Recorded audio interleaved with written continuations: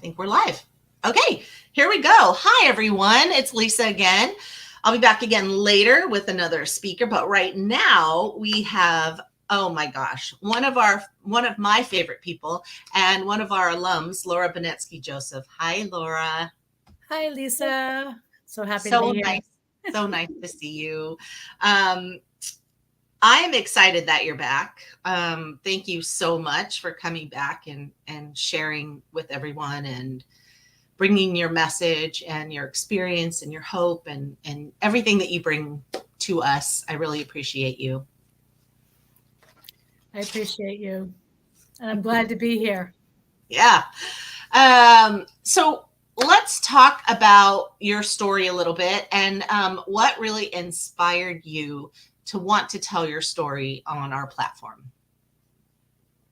It has been actually a growing thing that has happened over 20 years. First of it was, to make change and social justice and legislation and safety and all those things. And then what I've grown to learn over 20 years is the story lends credibility to the work I do.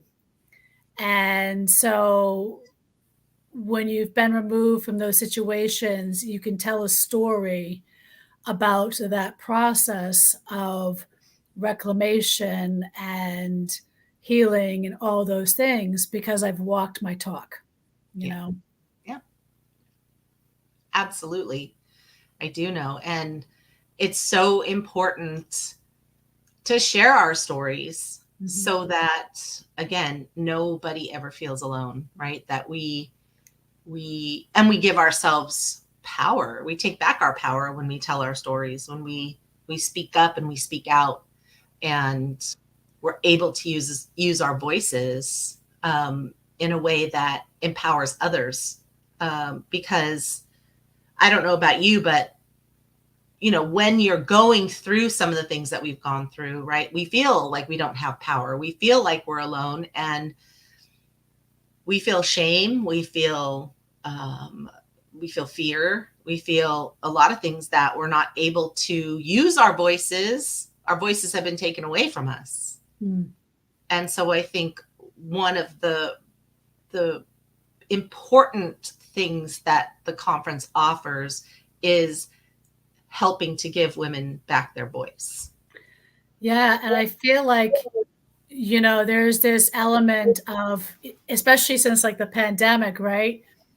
Everybody can use AI to churn out good content now. And I think what is going to separate and I'm also been hearing and listening how many people paid big money and overpromised and underdelivered. And I think one of the ways to counteract that concept is by sharing the talk, by sharing the walk. And, you can't help somebody if you actually haven't really walked it, not fully.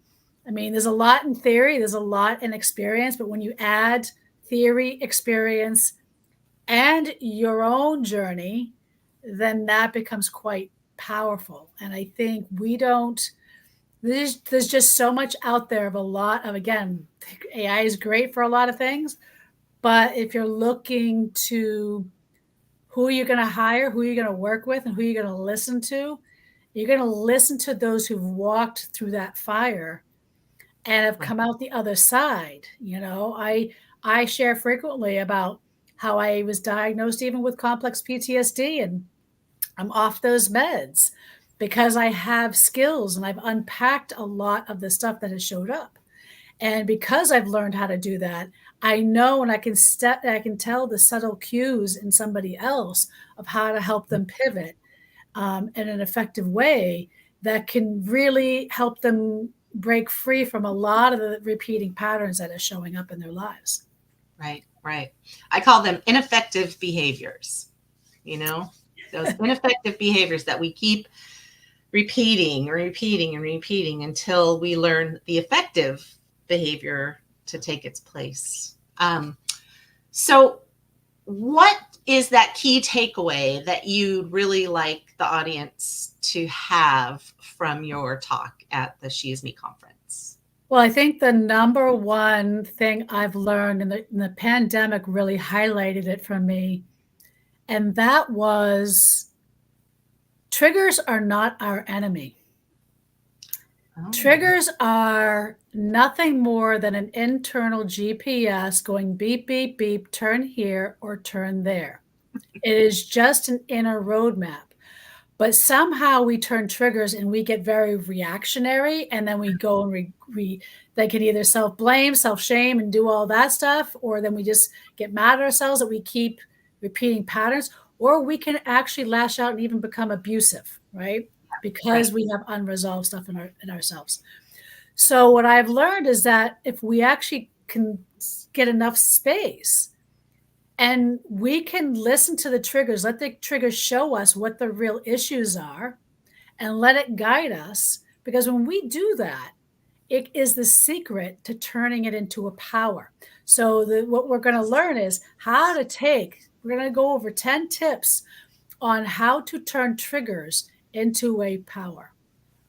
That I'm there. I'm there. I will be there. Well, I'm always there, but I will be there. And like that's going to be amazing. That's going to be so amazing. And I mean, just come for that. I mean, just come for that. That's enough, right? Turning those power. And I just spoke to Leslie Goff prior to us speaking. If you have a chance to go back and watch that, and we talk about that power that's in us, that power that we have the power all along, but for whatever reason that we've been, it's been pushed down in us. It's been told that we aren't, we've been told we're not worthy, and we're not smart, and we're not beautiful, and we're not whatever, right? There's all kinds of things that come to us that make us not believe in our own power. And so these tips and this takeaway, this is amazing. And I can add that the reason why we shove all that stuff down is because when we're triggered, we go into, oh, no, we already dealt with that, or like all these different things that are kind of the negative, right? And I always say, and I'm going to go more into details about this, it's like, no, if you're going into the cave, you have to go down to the belly of the cave where the dragon is, who's covering the gold. And instead of getting afraid of the dragon, you befriend that dragon, right? Because when you befriend that dragon, they become your ally, and now you have access to that gold. That gold is those powers. Yes. That gold is all those things that we're not owning, that power. Absolutely. Absolutely. And there's that dragon again. Every time we talk about the dragon. It's amazing. Wow. I'm dragon's so become my best friend. Yeah, I know. I'm excited. What's something that everyone should know about you that maybe they don't know about you? Something that, give us a little insight into Laura.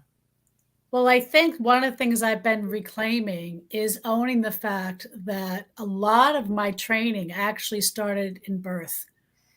And meaning that half of what I've learned in my life probably has more value than even my college degree. And that is because I'm a multi-generational healer and intuitive, meaning I have 2 doctors, a nurse, and my grandmother was a tea leaf reader, and my aunt was a palm reader. But I used to watch my dad even diagnose cancer in patients when all their tests were negative, and we shared an office together. But I think, owning that power, I don't know why I never really owned it until I turned 50. Same. But it is, and it probably had to do with healing, again, the various layers of abuse that also coincided with the gifts. So it wasn't one absent of the other. It was very much happening simultaneously. So, this year, for instance, is a lot of dualities that is happening simultaneously. And it's how do we do that dance? So for me, I'm an artist. I talk to trees. I talk to animals. I was nicknamed Dr. Doolittle as a kid. That's what Um, my husband calls me because I talk to every animal.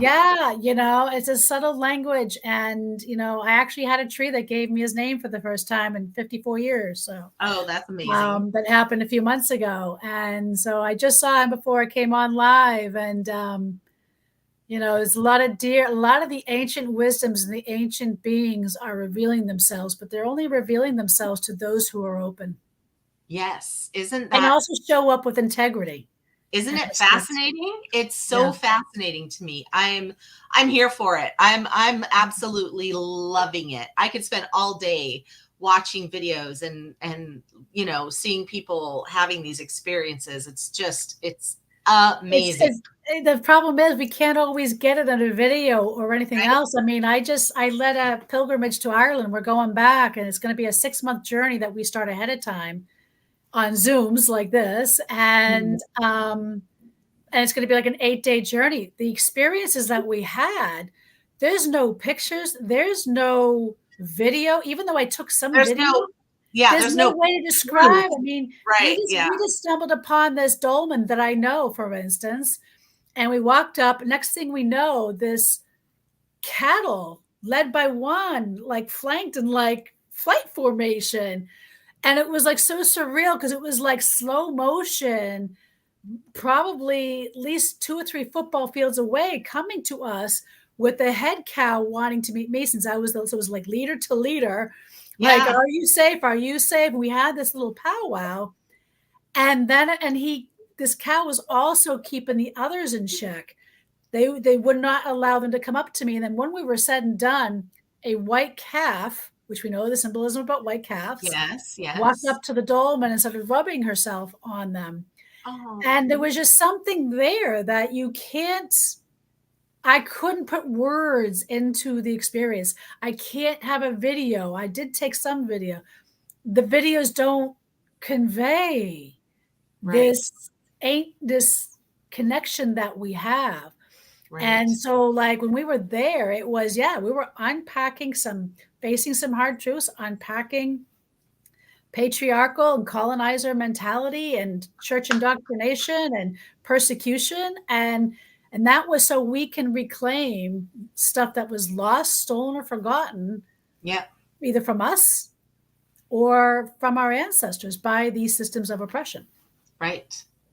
I'm right there with you. That's my platform too. I'm right there. Exciting. I Okay. can't wait. You I don't can't want to wait. miss this for sure. You don't want to miss it. So finally, what was it about SheisMe? And you've been here, you've done the conference, you've been connected with me since. But what was it initially that made you want to be a part of this? I think part of it had to do with your vision. And I think it was the alignment. The alignment piece, in my perspective, is if we're going to talk about women's stuff, I feel like we can't talk healing and women's stuff without the sacred activist stuff. Right. Because part of what's oppressing or preventing us from becoming whole are the very things that we don't want to face. So the fact that we face both of it here and in a way that is equitable, Yeah. is where Yeah. I want to be. Right. That's important. Right. Right.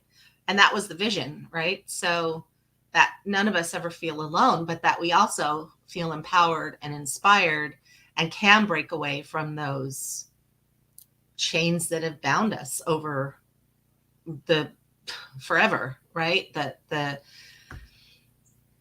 place that we've been put, and the function that we've been told that we are here for, Mhm.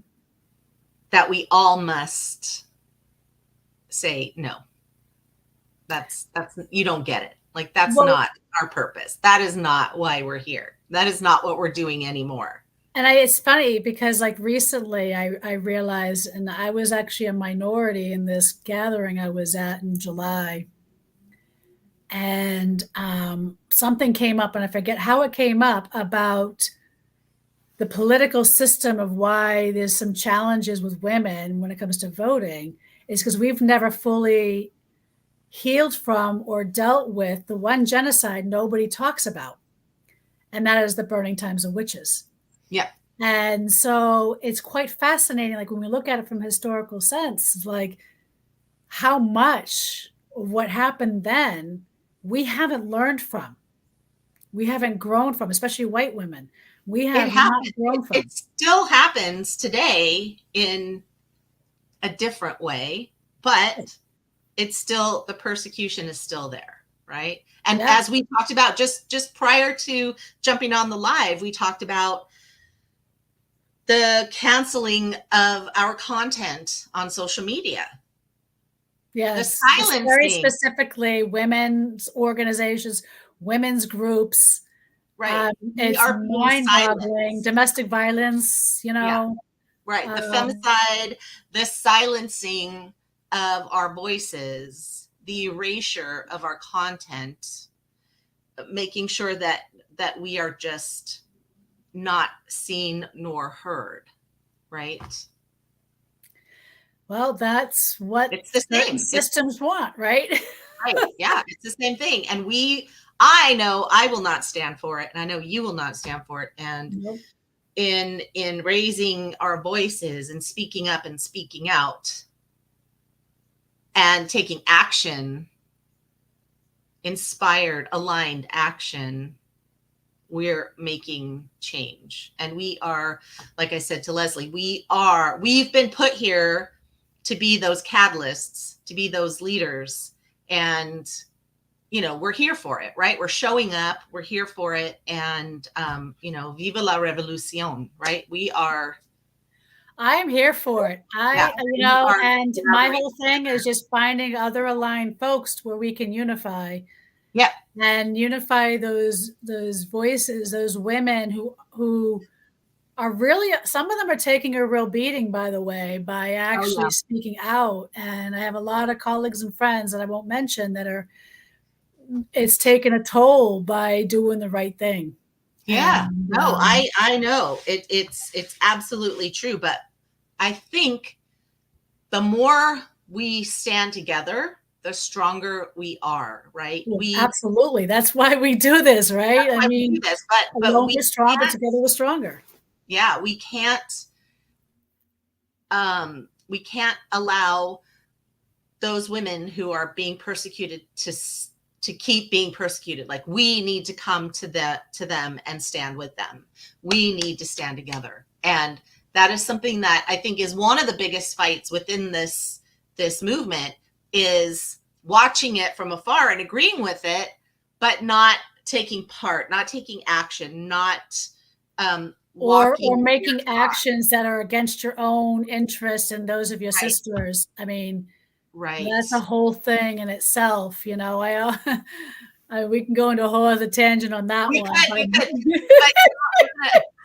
we're gonna save it, because we've got over 50 speakers. We're all gonna be talking about this in one way or another. Yes. Getting our power back, standing in our power, standing with each other, fighting those systems. But in a way that's not that in a way that's in the feminine, in our feminine power, in our loving way, in our heart-centered way, versus that Reactionary. I mean, that's why learning how to reactionary, turn things get triggers.